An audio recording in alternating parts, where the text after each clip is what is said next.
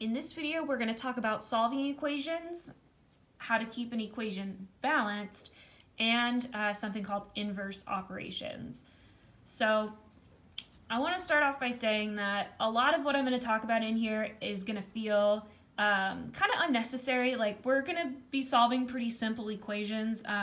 You'll be able to know what the solution is just using mental math, but there are these fundamental foundational things about solving equations that you need to know because someday, perhaps quite soon, these equations will get more complicated and you won't be able to just know the solution by looking at it. So there are these, again, there are these fundamental kind of foundational things you need to know moving forward. We're going to be doing that with pretty simple equations, but that's fine. One of the things you'll see in your digits practice is these pan balances. And if you don't know what a pan balance is, they're kind of out of date. Even when I was a kid, I didn't really see pan balances anywhere. But the idea is that you have to have the same amount of weight on either side of this, otherwise it'll unbalance. You could also think of this like in a mobile, like we did those math mobile challenges. The concept is the same. The weight has to be equal on either side, otherwise it won't be in balance. So what this is modeling for you is an equation. And the equation that it's modeling here for you is x plus 3 is equal to 6. That's the equation it's modeling. I've got 6 on this side, I've got 3 on here, and I've got an x. And what I'm trying to do is I'm trying to figure out how much that x weighs. Again, this is a pretty simple equation. You might just know the answer to it by looking at it, but here we go. I want to get the variable alone on one side of the equal sign. So mathematically, the way I'm going to do that is I'm just going to I can just remove those 3 ones. Just get rid of them. Get rid of them. Goodbye. Okay, so now the x is by itself, but the problem is that if I remove these 3 ones, you can imagine what would happen to my pan balance. It's going to be unbalanced, right? This side is now going to be much heavier. So what I need to do in order to keep my pan balance balanced is I also need to remove 3 ones from this side. So now my pan balance is balanced, and what I've done is I now have x by itself here and a 3 over here. And if my scale is balanced, that tells me that x weighs the same amount as just 3 of those ones. So the way I'm going to show that mathematically is with subtraction here. If I'm taking away 3 ones from this side, I'm going to do that using subtraction here and subtraction here. This is how I would show my work for an equation like this. 3 minus 3 is just 0, and 6 minus 3 is 3, so I'm left with x equals 3. We're going to practice more of that on the next page. So pause the video, circle the equations that have 12 as a solution, and show work to justify your answer. So I'm going to do these 3. Pause the video and feel free to attempt these on your own, and then you can check your work with me. So in number 1, what I'm going to do is I'm going to see if 12 is a solution. If 12 is a solution to this equation, I should be able to just substitute 12 in for m like this. I should be able to just replace m with 12. And if this makes a true equation, then 12 is a solution. So 17 minus 12 is 5. And that looks like a true equation to me, so number 1 works. So do the same thing with the rest of these. Replace the variable with a 12, and if it makes a true equation, then 12 is a solution.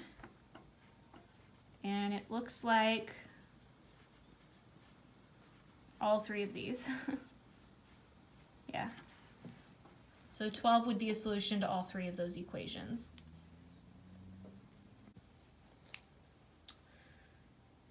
So inverse operations are operations that undo each other. What I'm about to show you is what you're going to do to show your work for these equations that we're going to solve. So I feel like we already know this mathematically. that subtraction undoes addition, addition undoes subtraction, vice versa with division and multiplication.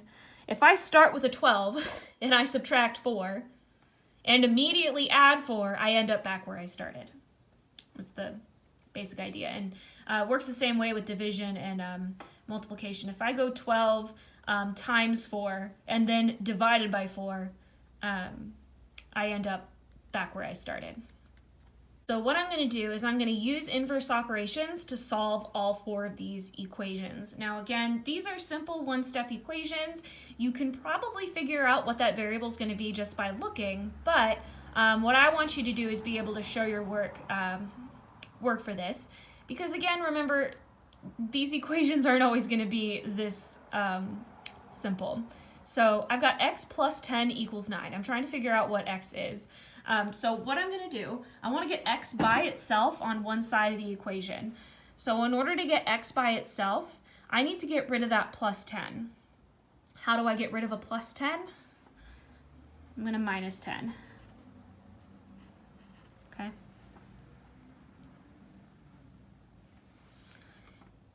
So over here, if you can imagine, I've got one side of the pan balance here, one side of the pan balance here. 10 minus 10 is 0, so I'm left with just x by itself. And then I'm realizing now I accidentally had you do 9 minus 10, which you can do, you just end up with a negative 1.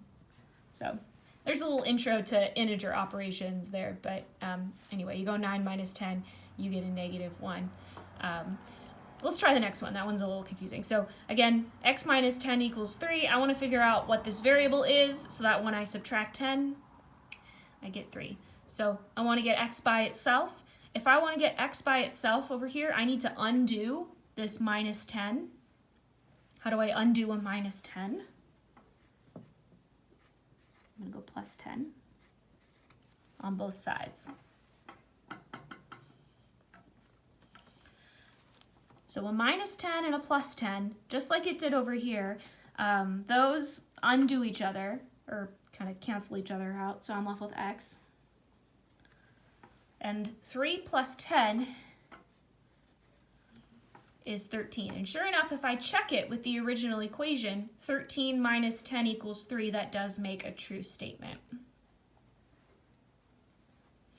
So I'm going to keep going. I've got 40 equals 5x. Remember, when there's no operation sign, there's invisible multiplication in there. So this is a multiplication equation. 40 equals 5 times x. I'm trying to figure out what times 5 gives me 40.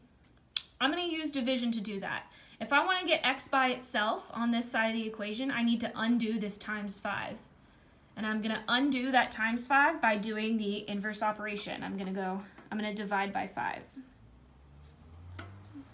I like to show my division with fraction bars. I just think that looks nice. So 5 divided by 5 is 1, so I'm left with just x. 40 over 5, or 40 divided by 5, is 8. And again, I know I've done that correctly because I can check it in the original equation. 5 times 8 does equal 40. If I want to get x by itself on this side of the equation, I need to undo this divided by 5. So I'm going to multiply by 5. A divided by 5 and a times 5 cancel each other out. So I'm left with just x is equal to 10. So that's how you use your inverse operations. There's more of these problems on page 21. In the next video, I'm going to be going over, I'm just going to be doing a bunch of those problems with you so you can see some more examples of how to do this. So before we end this video, we're going to write and solve an equation for each. So if you have a word problem and you need to write an equation for a word problem, again, the first thing you need to do is you need to identify what your variable is. We practiced this with variable expressions.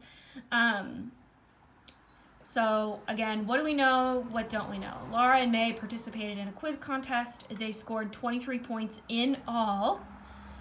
If Laura scored 9 points, how many points did May score? So think about the word clues you see here. Think about what we know and what we don't know. I see this, this phrase right here, in all, is a big, big clue that this is an addition problem. So I'm going to put that there. They scored 23 points in all.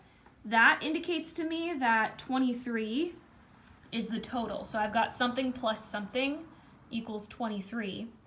And what plus what? Laura scored 9 points. It would be the amount of points they each scored. Laura scored 9. We don't know how many points May scored, so perhaps that's my variable. Okay, and if I were going to solve this equation, I just use subtraction. So May must have scored 23 minus 9 is 14. 14 points.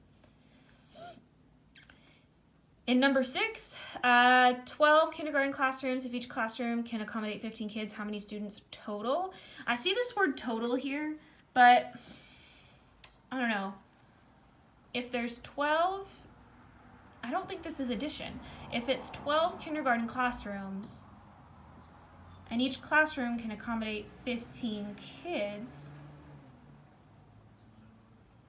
this is a multiplication problem.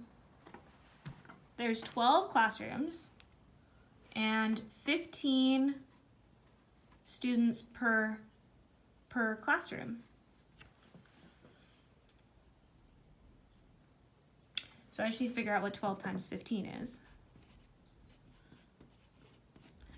By the way, there are many different ways. Well, not many different ways. There are other ways I could write these equations. Like, for example, in number 6, I could go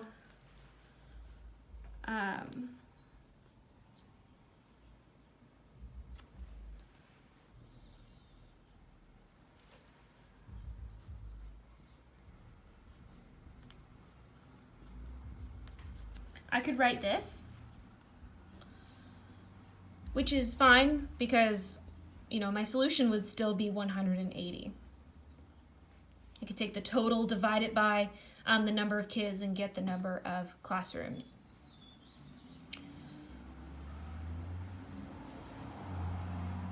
Selling raffle tickets for $6 each. How many tickets? So you don't know how many tickets. We do know that it's $6 per ticket. $6 per ticket. How many has to sell to make 114? So again, paying attention to word clues. It doesn't say per in here, $6 each, but I guess that word each is kind of a clue for multiplication. If I want to know what this is, I'm going to divide by 6, I'm going to divide by 6, and that's going to give me my answer here.